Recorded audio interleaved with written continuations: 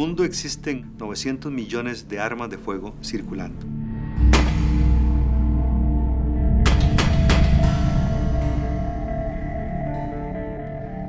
La venta de armas legal en este país es completamente descontrolada. Uno cree que el arma lo hace intocable a uno.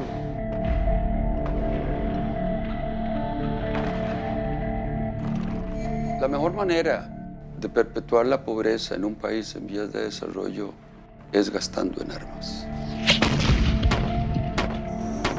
No existe absolutamente nada a nivel internacional que regule al comercio de armas.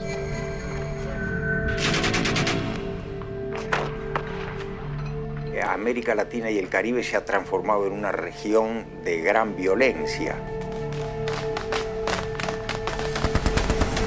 ¡Alto fuego, ya! Nos hemos acostumbrado a vivir entre cadáveres. En tu cara, el asesino te dice que no fue. De pronto no hay frontera entre delincuencia y policías, son los mismos. Ante esa realidad, la vida no vale nada. La vida no vale nada.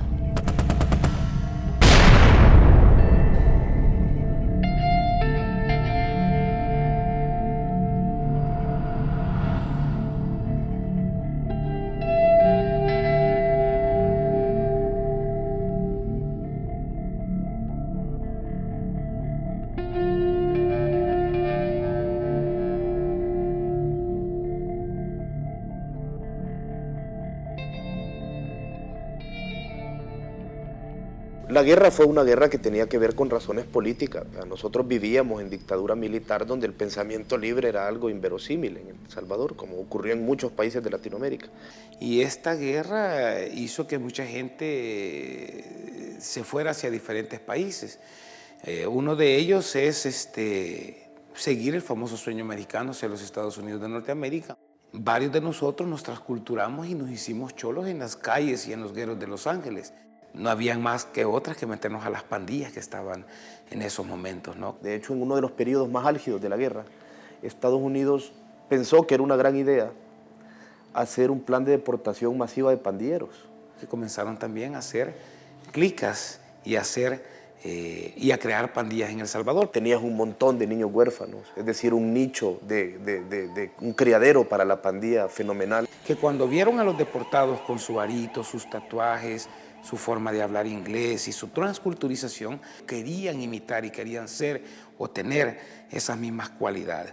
Y de esa manera es que empiezan a crecer las pandillas en El Salvador.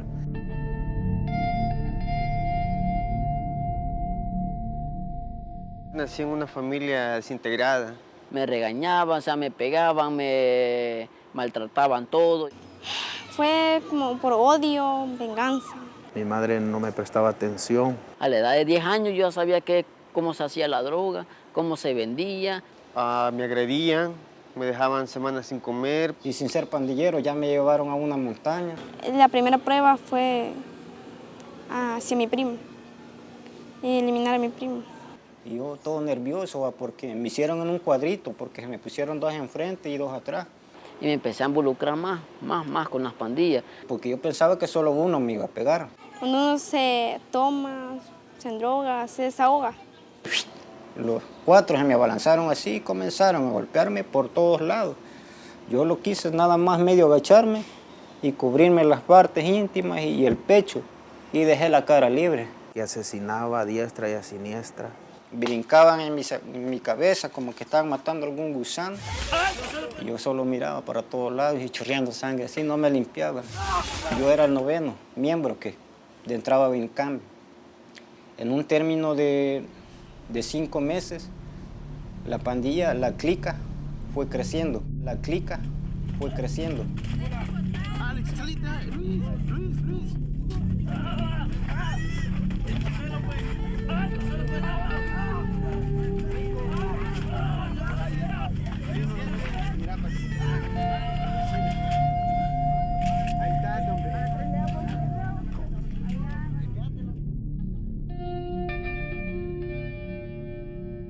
Y lo que más me gustó también fue cómo se va ganando poder, respeto.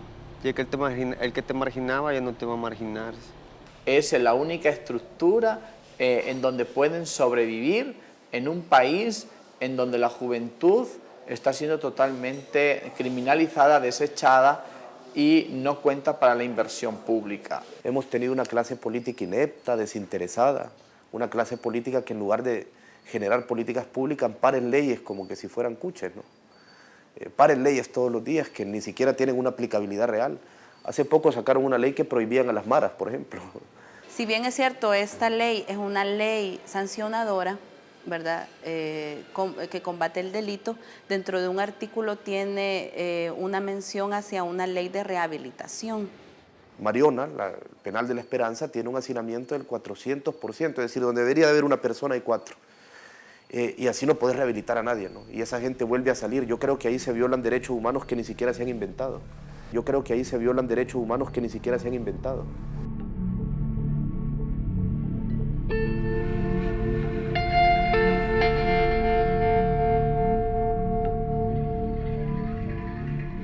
El 78% de homicidios se cometen con armas de fuego en El Salvador. Para nosotros conseguir un arma era como cortar una hoja de un árbol, así de sencillo. Creo que es más fácil conseguir una 9 milímetros, una 45, una Colt 45, que ir a agarrar un galón de leche. Tengo que decir que en El Salvador no es un derecho constitucional tener un arma, ¿verdad? O sea, nosotros no lo tenemos como un derecho. Entonces, nuestra ley hace muchos años no ha sufrido reformas sobre la adquisición de armas. La venta de armas legal en este país es completamente descontrolada. Vos podés estar prácticamente loco y comprar un arma. Hoy la gente puede adquirir sus armas con algunas limitaciones. En teoría solo puede tener 3. Yo creo que es muy comprensible cómo se crea un mercado de armas negras, de armas sin registro, cuando en un país muy poco dado a respetar las normas, vos abrís la venta de armas con unos requisitos mínimos para que te las vendan. Con ese dinero que uno paga, ya ni el examen te hacen. No haces el examen y solo dicen sí, él está aprobado. Quiere decir que los altos índices de corrupción en este país permiten y están permitiendo todavía que las armas sean una cuestión cotidiana, algo que puedas obtener como dulces. Cuando la policía te para, le enseñas los papeles y no te pasa nada, lógicamente esas se ocupan para robar. Luego después que has agarrado a balazos a alguien, que lo has matado, te vas a la policía y le decís que 2 días antes te robaron tu arma y la policía se la cree. No todo uniformado anda haciendo el trabajo que tiene que ser. Las pandillas no están solo en las calles, ahora las pandillas están hasta en la policía. Si vos sos de la pandilla 18, te quito las armas con las que te encontré, no te remito, no te llevo preso para no tener que remitir el arma y se la vendo a alguien de la pandilla Mara Salvatrucha. Es decir, que muchas veces los pandilleros se han matado con las mismas armas unos a otros, ¿no? Los pandilleros se han matado con las mismas armas unos a otros, ¿no?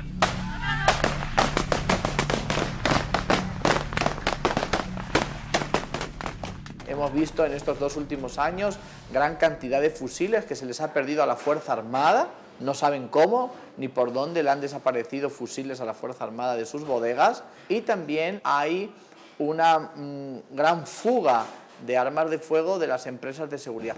Y esas empresas de seguridad, los empresarios suelen ser diputados e incluso candidatos presidenciales en este país. Dentro de las asambleas legislativas, y creo que El Salvador no es el único caso, hay intereses económicos.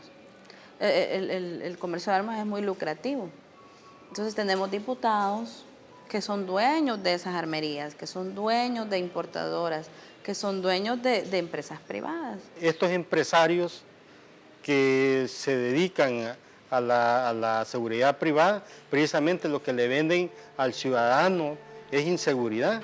Lo que le venden al ciudadano es inseguridad.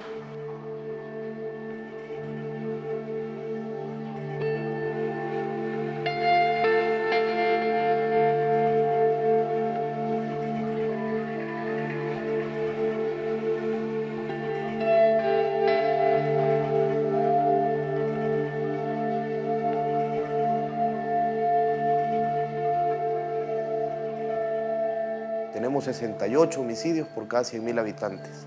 ¿Qué significa eso? Según las organizaciones de Naciones Unidas, la tasa mundial es 8 homicidios por cada 100.000 habitantes. Si vos tenés 12 homicidios por cada 100.000 habitantes, se considera que tenés una epidemia de homicidios. Pues El Salvador tiene como 6 epidemias de homicidios, ¿no? El Salvador tiene como 6 epidemias de homicidios.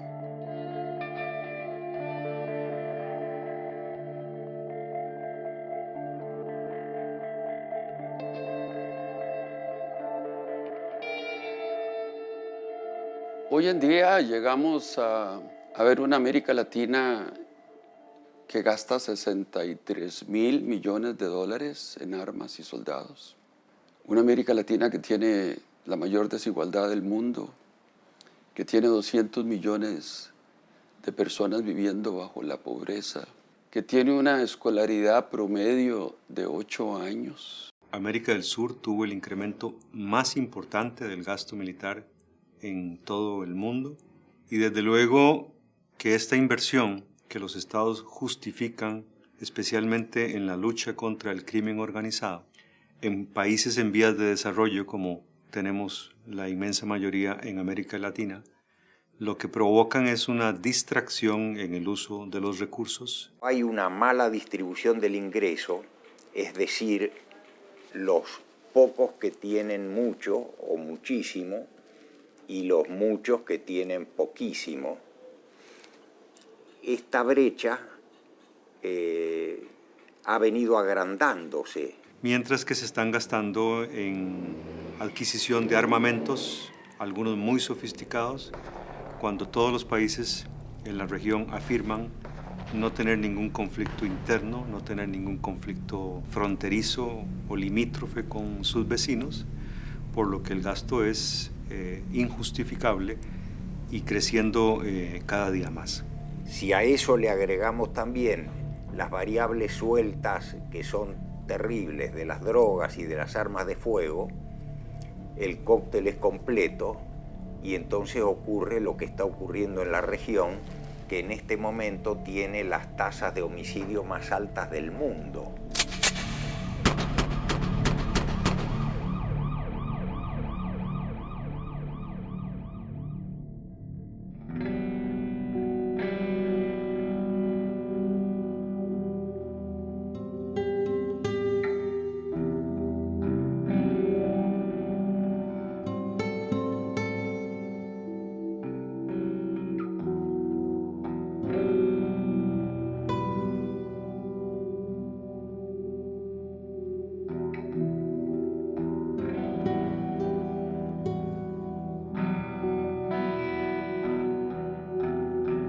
En los años 80 comenzaron a llegar fábricas maquiladoras de capital extranjero que crean la riqueza del primer mundo a precios del tercero en una ciudad que vive al ritmo estadounidense.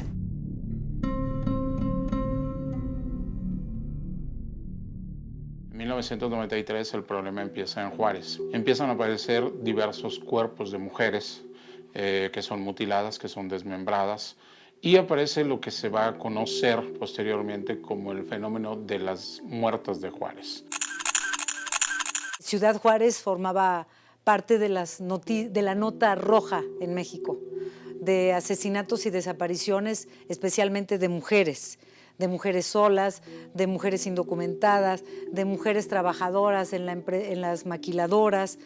Entonces es una historia que se viene arrastrando y que se ha ido mezclando con el combate a la delincuencia organizada. A partir del 2003 en adelante, el problema no solamente ya son las mujeres privadas de la vida en Ciudad Juárez, sino la lucha y la disputa por el control de la plaza de Ciudad Juárez por otros cárteles, entre ellos el cártel de Ciudad Juárez y el choque con el cártel de Sinaloa. En Ciudad Juárez, 2 grupos armados toman las calles como campo de batalla, dejando... En particular, la violencia y la impunidad que sobrepasaron todo límite en Ciudad Juárez. Estas mujeres fueron sorprendidas disparando. Finalmente, otras 2 personas fallecieron. A un lado de ellos, 4 piernas, las cuales estaban cubiertas con bolsas negras. Una balacera en la colonia Parajes del Sol, al sur de Ciudad Juárez. Mientras que las cabezas se hallaron junto a una hielera. ¿Por qué Ciudad Juárez, no? Porque Ciudad Juárez, el 65 más o menos % de lo que pasa en Estados Unidos pasa por esa frontera. A Estados Unidos le conviene mantener el control del mercado productor y a ellos mantenerse ajenos a esa violencia. Es una contradicción que nada más pasemos el río Bravo, y que estemos en Estados Unidos y en El Paso, Texas, y en uno tenemos a la ciudad más violenta, o una de las ciudades más violentas, y del otro lado tenemos a una de las ciudades más seguras de los Estados Unidos. ¿Cómo explicar esto en el mismo territorio geográfico, pero lo único que divide a ambos es un río? Somos mexicanos de ambos lados, pero en un lado hay consecuencias por si matas a alguien. O sea, pues matas a alguien y vas a tener que enfrentar a un juez, enfrentar la justicia. Y en México no. Ellos están poniendo el dinero y están poniendo las armas. Nosotros ponemos la droga y ponemos los muertos.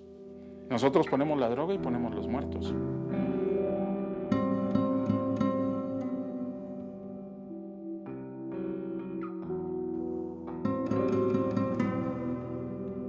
Entonces, muchas veces si llegas a una escena de crimen, vas a ver primero que el pistolero era quizás un joven de 15 a 30 años. En la mayoría de los casos son lo que le llaman los ninis, ¿no? Que son los jóvenes que ni estudian ni trabajan. Que quizás en un tiempo pensaban, soñaban irse a Estados Unidos a trabajar. Y ahora como es más difícil, hay una recesión en Estados Unidos, tienes que quedarte en México. Los ninis son 8 millones en México. 8 millones de jóvenes que no tienen ningún futuro asegurado. Que en un momento dado dicen, bueno, yo prefiero vivir 3 o 6 meses rico que toda mi vida miserable. Con el primer pago que les dan, dicen, mira mamá, ahí te va, para que ahorres dinero por si me matan, tengas para el entierro, ¿no? Tengas para el entierro, ¿no?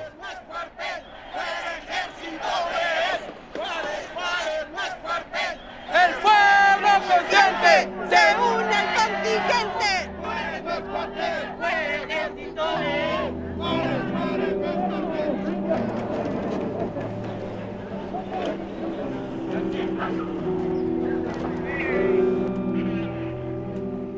Antes era mucho más fácil cruzar la frontera, o sea, cruzar la droga, cruzar ya seas gente ilegal o drogas ilegales. Está tan vigilado que es imposible que un inmigrante indocumentado pase. Creo que en un tiempo eran 8,000 al lado de la frontera. Hoy son más de 22,000. Pero sorpresivamente pasan las drogas y las armas pasan en camiones. La frontera México-Estados Unidos es muy porosa de ambos lados. Muy porosa porque de México hacia Estados Unidos pasa cualquier cantidad de drogas, ¿no? Porque hay que abastecer el mercado estadounidense que rebasa los más de 22 millones de habitantes consumidores de droga en Estados Unidos. Yo me preguntaba, ¿cuántos muertos se necesitan de mi querida Juaritos, de mi querida Ciudad Juárez, de mi querido México, para que una persona en Nueva York consuma en paz un gramo de cocaína? Y nunca se dan cuenta las autoridades estadounidenses del tráfico de armas o del tráfico de dinero que viene hacia México. Y es el reclamo tradicional del gobierno mexicano al de Estados Unidos. Oigan, ustedes no quieren que pase la droga, pero ustedes nos mandan todas las armas, ¿no? Y nos mandan el dinero producto de la droga también de regreso. Hay un mercado de tráfico de armas bastante más complejo de lo que uno puede pensar. Pero fundamentalmente a México las rutas son las 3 zonas fronterizas o 3 puntos fronterizos: Tijuana, Ciudad Juárez y Reynosa. Y curiosamente, estos 3 puntos fronterizos son donde hay cárteles. Pero también estaría una triangulación cuando hay armas desde Europa o desde Asia o desde la ex Unión Soviética para México, no tienen que entrar a México, no tienen que entrar a Estados Unidos. Entran por Centroamérica porque el alegato es que con la debilidad institucional de los gobiernos, las policías y los ejércitos, es más fácil introducirlas y luego subirlas hacia México. Y la otra forma de introducirlo es también por la parte del Golfo de México, y el puerto más importante pues es el puerto de Veracruz. Uno de los enormes problemas que tiene México es que en las aduanas mexicanas no hay un sistema, digamos, que permita una revisión exhaustiva de los containers que llegan a los puertos mexicanos. Entonces yo puedo decir que traigo o que el container tiene ciertas cosas, pero la mitad a lo mejor viene armamento o una cuarta parte de ese container trae armamento. Eso no lo sabemos, porque en México no existe una tecnología tan sofisticada en la revisión de los puertos mexicanos.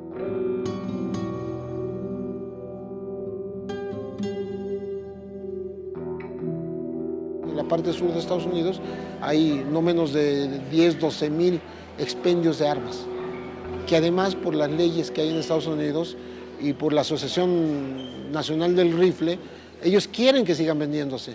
Estamos hablando de armas muy poderosas, o sea, no calibres pequeños. Estamos hablando de las Glock, de las 45, de las 38 Super, ¿no? 9 milímetros, granadas, una 45, escopetas, calibre 12, fusiles, caseros, metralletas, cascos balísticos, tanques, AK-47, pistolas, chalecos antibala, lanzagranadas, LR-15, la carabina 22, infrarrojos y carabinas.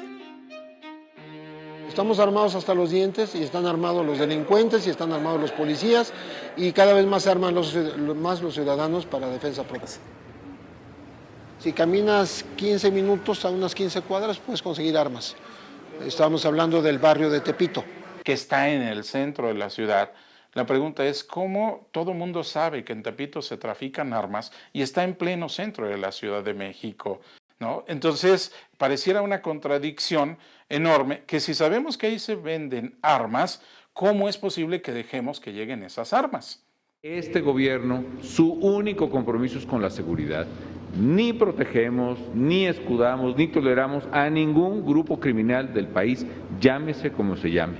A todos los hemos combatido por igual. El presidente Calderón creó una llamada guerra contra el narcotráfico, y repito, llamada guerra contra el narcotráfico, porque no es una guerra contra el narcotráfico. Lo que hizo él fue mandar el Ejército y la Policía Federal a lugares muy estratégicos como Ciudad Juárez, y lo que se produjo es una guerra por el control del negocio. En Ciudad Juárez llegaron en marzo de 2008 y a partir de ahí lo que eran, por decirte, 150, 160 muertes violentas por año, crecieron en ese año a 1.600. Se fueron a 2.400 al siguiente año y el año pasado fueron 3.300. Ya casi a finales del 2011 se calcula que llevamos más de 43.000 muertos producto de la guerra contra el narcotráfico. Más de 15.000 niños huérfanos, no solamente huérfanos de sus papás, sino también huérfanos de las autoridades mexicanas. ¡Justicia! ¡Justicia! ¡Juárez, Juárez, no es cuartel! ¡Fue el ejército de él!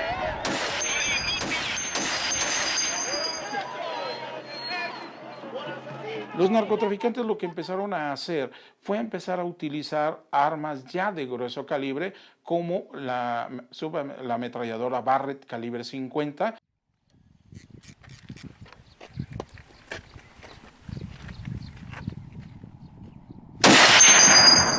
Y ese equipo tan sofisticado solamente se obtiene por parte del tráfico de armas de los Estados Unidos.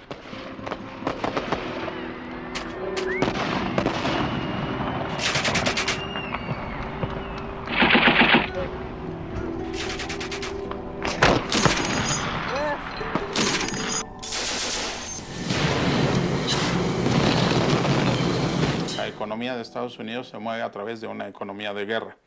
Es decir, Estados Unidos siempre que ha tenido problemas económicos, las recesiones económicas en Estados Unidos se resuelven a través de la generación de un conflicto bélico externo. Es un gran negocio para Estados Unidos. Y yo me pregunto, ¿quién quiere acabar con uno de los mayores negocios del mundo, que es las armas, la venta de armas y el narcotráfico, y más en periodos de crisis económica? ¿Quién quiere acabarlo? ¿Quién quiere acabarlo?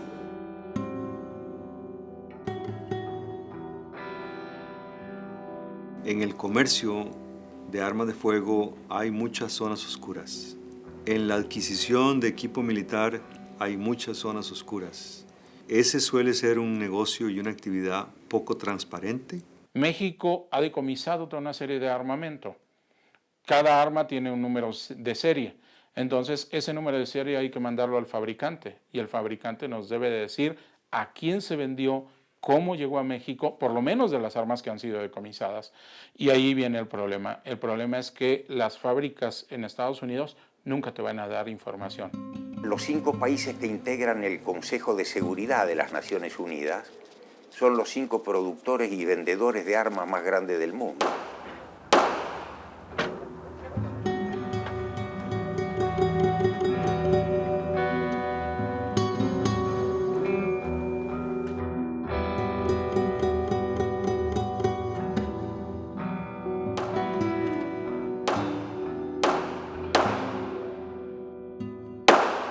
De la evaluación teórico-práctica para aportación de armas es esto, es un blanco tamaño carta, una distancia de 6 metros, el interesado tiene que acertar 7 disparos de 10 en esa hoja, entonces se espera que...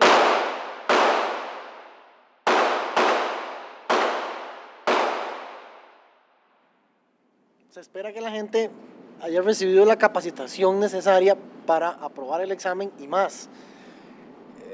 Te soy muy sincero, la estadística que tenemos es de 50 personas, 25 a 30 no pasan esto, porque nunca han tocado un arma de fuego y vienen a hacer el examen esperando, por suerte, pasarlo.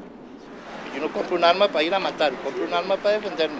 La utilización de un arma de fuego es un privilegio, una concesión que el Estado le da a un ciudadano. No significa un derecho por sí mismo. Porque yo soy uno y siempre lo he dicho, a mí, en mi casa, el que llegue con un arma a asaltarme, o se muere él o me muero yo.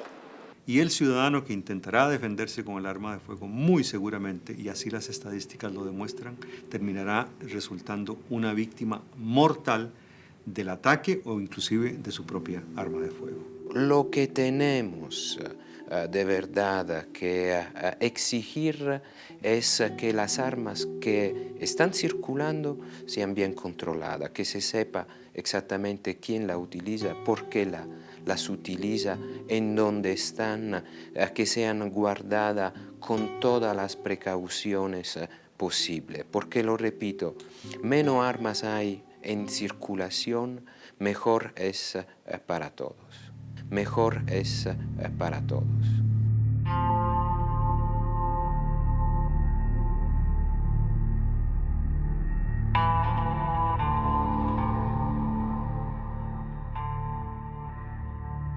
Estaba conversando conmigo, yo lo estaba regañando porque había dejado esa tarea para última hora, que no sé qué, y él me dijo, mami, yo te amo. Yo le digo, yo también te amo, pero no me cambies el tema, que te estoy regañando. Y ese mismo día también me dijo, mami, ¿tú por qué no tienes otro hijo? Y yo le digo, no, porque ya tengo 2, y ustedes me tienen loca, el bebé está pequeño, tú con las tareas, que no sé qué. Pero es que David va a crecer solito igual que yo. Yo le digo, no, porque él te tiene a ti. Y yo estoy mirando así y como, no sé, 300 metros, se paró una moto con 2 muchachos. El de atrás tenía una peluca y tenía un vestido. Sacó un revólver y comenzó a disparar.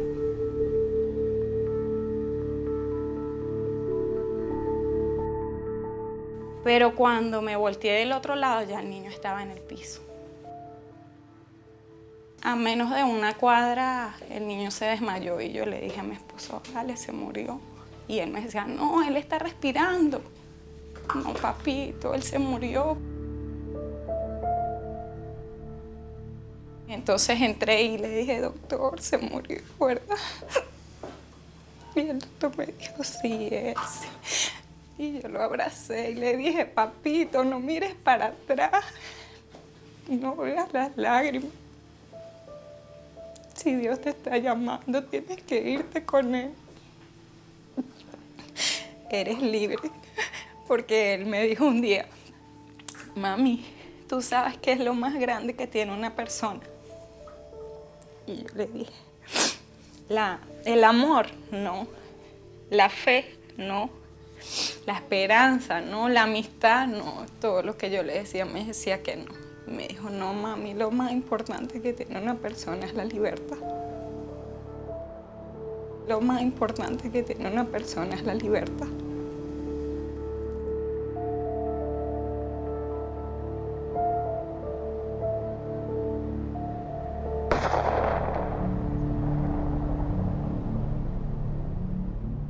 el nombre de la ciudad de Caracas era Caracas, la sucursal del cielo. Bueno, por esa montaña maravillosa que nos acompaña, porque eso hace un verde permanente. Hoy en día Caracas es la sucursal del miedo.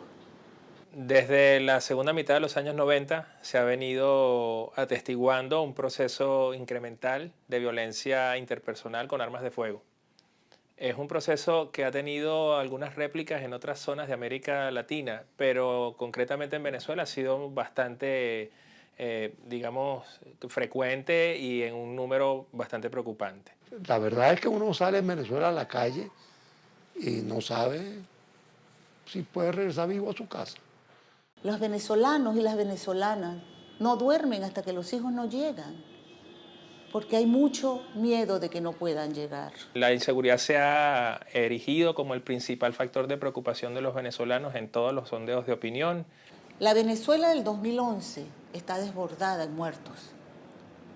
En Venezuela se habla de las mujeres de la morgue.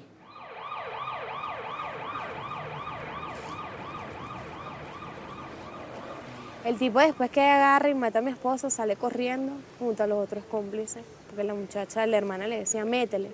A ver que él no se cayó en el primer disparo, métele, mate a ese desgraciado. Por lo general, los periodistas que cubren la fuente de sucesos y algunos de comunidad, todos los días este es el centro, como quien dice, principal para dar las noticias de los acontecimientos que todos los días pues dan cabida aquí en Venezuela. Las autoridades nacionales no nos suministran el parte de fallecidos, bien sea el fin de semana o a diario. Eso aquí no. Aquí uno tiene que buscar las herramientas para poder saber cuáles son las cifras, pues cuáles son los muertos y por qué desglosarlo. Es decir, los datos cada vez más son recogidos y encerrados bajo llave en cajas fuertes, cosa de que no vaya a llegar alguno de una de esas ONGs de derechos humanos y los conozca. Aquí tú no ves al canal del Estado. El canal del Estado no cubre sucesos. De hecho, los homicidios en los barrios no los investiga nadie. Muerto en un barrio, muerto, entierro y listo. La policía no se molesta en investigar eso. Aquí solo se les molestan los homicidios de gente que tiene un nombre. Pero de esos muchachones que matan en los barrios, pues la policía ni siquiera se molesta en investigarlo. 96% de los delitos de homicidio en Venezuela, según datos de los organismos de derechos humanos, de las ONG y de la Fiscalía General de la República, que es un dato oficial, no concluyen en nada. Si yo puedo matar a alguien y no me va a pasar nada, y no soy una persona que ha aprendido a tener control de las pasiones, control de las reacciones, bueno, pues resuelvo los problemas del conflicto con una pistola, sé que la tengo a la mano, desgraciadamente. Tú ves que la gente dice que no tuviera un arma. Porque es que si yo le hago así, ven acá, párate ahí, vamos a ver si lo va a volver a hacer. Cuando en la sociedad no hay control de ningún tipo, no hay absoluta impunidad, eso puede proliferar. ¿Cuál es el problema fundamental nuestro en la cuestión de la delincuencia? Para mí y para muchos, no tenemos Estado. No tenemos Estado.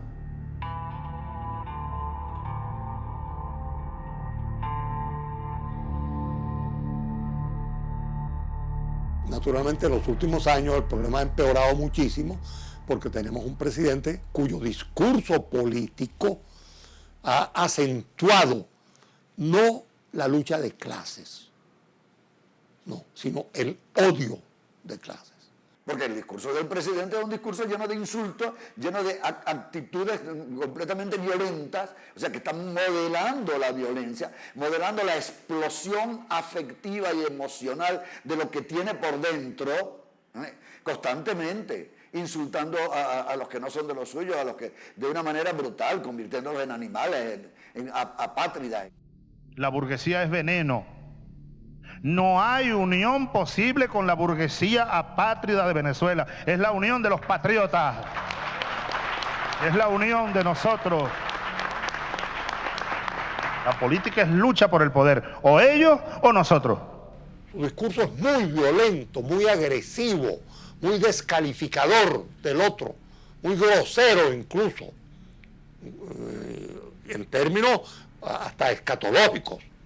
cuando perdió el referéndum revocatorio en televisión, en una rueda de prensa de cadena nacional, calificó a la victoria de la oposición, tengo que decirlo porque fue así históricamente, victoria de mierda, de una oposición de mierda. Es una victoria de mierda. Eso lo dijo el presidente de la República en una cadena nacional de radio y televisión. Gracias a Dios, el rating que tienen las cadenas no pasa del 2-3%. Los que defienden la postura de la polarización política generando el ambiente propicio para la violencia armada indican dos cosas. Uno, que cuando el estamento superior de un país está justificando la violencia por cualquier razón que sea, pues evidentemente todos los demás asumen que la violencia es una respuesta válida, apropiada y conforme con las reglas con las que se juega para subsistir. Ese es uno de los factores. El segundo factor tiene que ver con que la polarización inmoviliza la acción social y política. Le hablo a los malandros, vengan con Chávez para que se conviertan en bienandros. Les cambio la pistolita o el revólver por una beca, por una computadora. Nuestro malandro, por lo general, no ha tenido acceso a la cultura, no ha tenido acceso a la educación, no ha tenido acceso a la salud, viene de un hogar muy deteriorado, por lo general. Entonces tú consigues muchachitos de 15 años que en vez de estar como Joseph, estudiando y sacando su matemática y estás en ciencia, informática, estudiando su computación. Entonces, no, andan buscando un revólver. La violencia se ha tornado en la vida cotidiana del venezolano porque es el líquido amniótico donde todos estamos flotando en este gran útero que se llama Venezuela.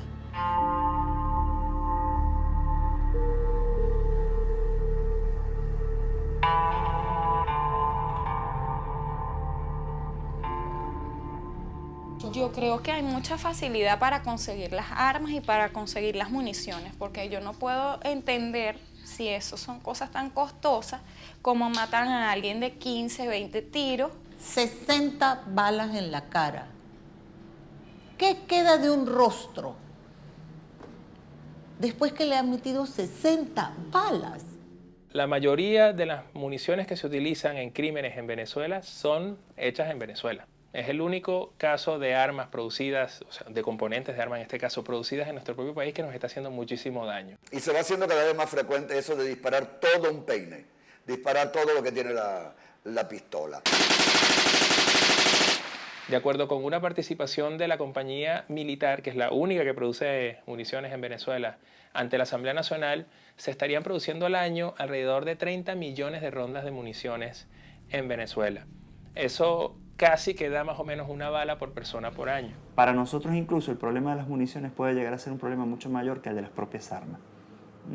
Si nosotros logramos controlar ese mercado legal, pero también ilegal de municiones, podemos tener una reducción significativa del elemento vital para la utilización de las armas. Si la mayoría de las municiones, que son el combustible de la violencia, están siendo producidas por nosotros, debemos atenderlas de una manera tal que dejen de ser ese combustible, que dejen de hacernos daños y estarnos hiriendo. Las cárceles venezolanas mueren al año entre 400 y 500 personas.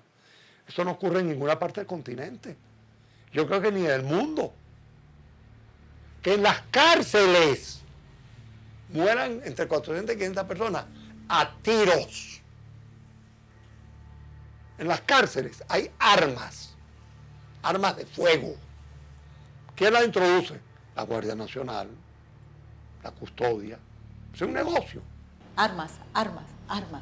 ¿Cuánto dinero se queda en el camino? Corrupción. Lo que pasa es que las armas son muy fáciles de conseguir. El 82% de los crímenes se cometen con armas de fuego. En resumen, las armas nos están haciendo más daño y están limitando los esfuerzos que se están haciendo en todos los niveles para lograr una cohesión social más adecuada, una relación de igualdad económica, social y política distinta y cualquier esfuerzo de seguridad que se genere que no atienda en concreto el tema de las armas de fuego. Porque tú no puedes decir, este país va marchando hacia la consolidación de un Estado democrático, socialista, justo, equitativo, pero tienes 19.000 muertos por armas de fuego en un año. Todo el mundo tiene un arma y yo pienso que eso es lo peor, eso es como dicen, tentar al diablo. Si tú tienes eso ahí, en algún momento lo vas a usar. ¿Y por qué tienes que tener armas? Hay maneras de solucionar las cosas. Hay maneras de solucionar las cosas.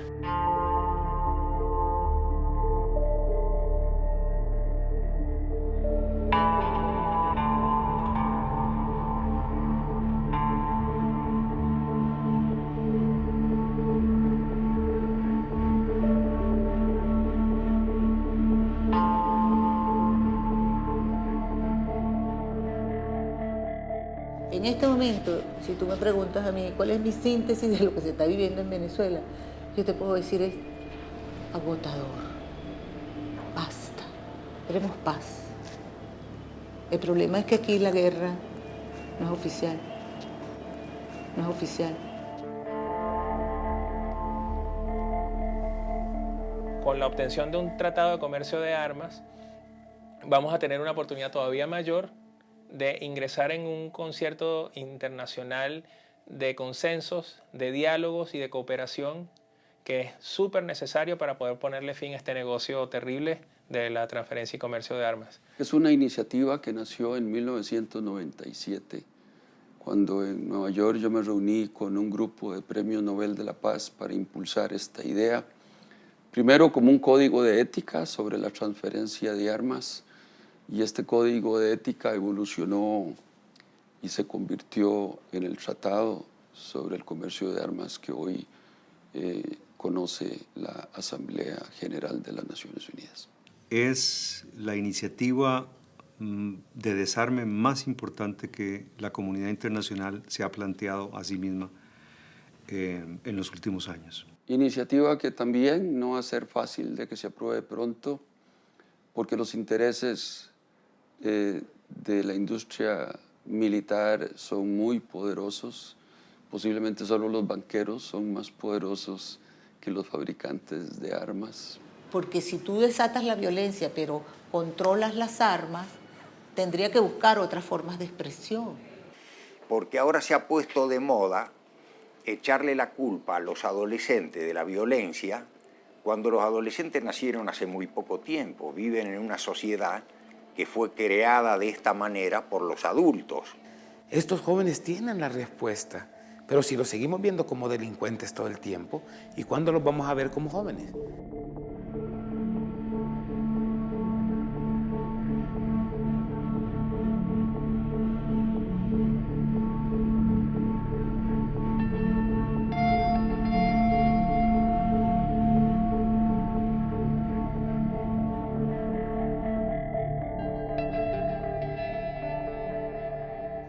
La seguridad de nosotros, mía, tuya, de quien venga, de un indocumentado, es del Estado. Cada vez que alguien muere, el Estado fracasa, ¿no? ¿Qué es lo que como sociedad civil tenemos que hacer, ¿no? Empezar a ser gente que entiende y que explica y que señala, porque cuando vos entendés podés señalar, ese diputado es el que aprobó esa ley.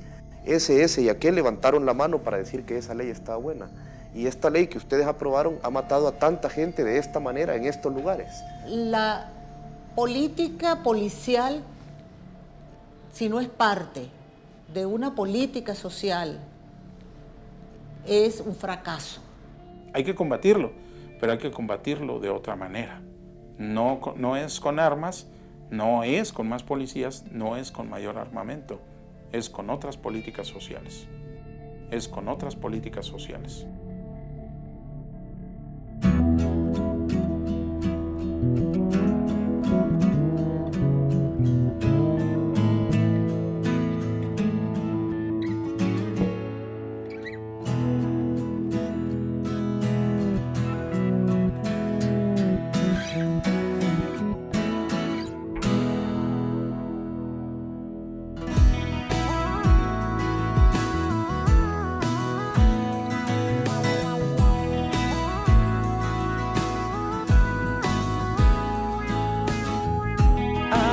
Sobre la libertad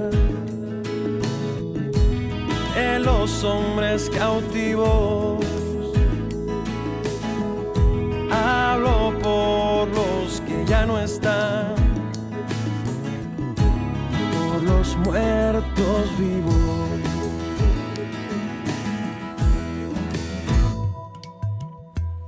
Hablo sobre la soledad de las madres sin hijos,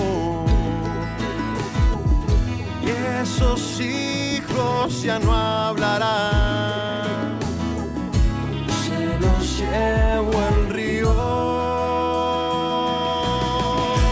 Toda bala es perdida, toda víctima hermana. Tanta guerra y mentira, ¿y qué vendrá mañana? Mañana.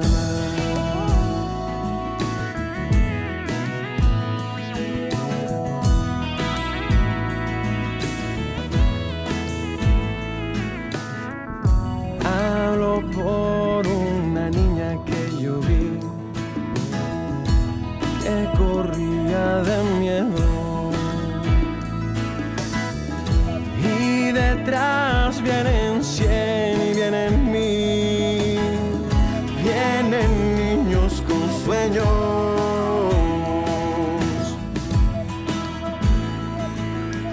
Hablo porque tenemos que hablar,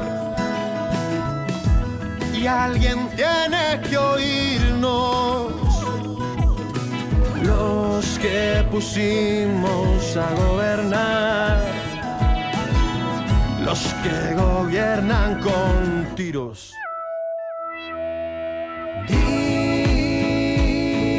Dispara.